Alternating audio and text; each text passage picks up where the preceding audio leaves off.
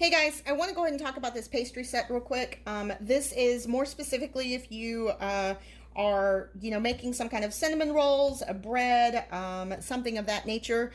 This particular tool here is actually used to cut butter into your flour.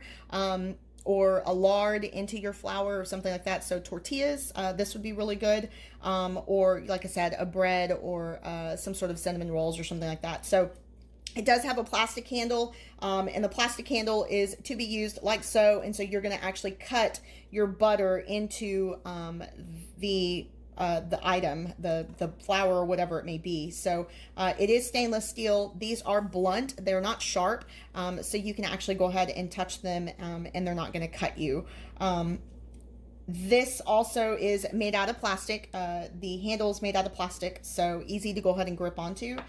This one here is actually going to be your dough cutter, which is fantastic when you are trying to make like French bread or a loaf of bread, and you're needing to go ahead and cut it. This actually will go ahead and cut that for you. It'll also go ahead and have some measurements down here. So this is 5 inches, and so you can go ahead and see those measurements there on the bottom.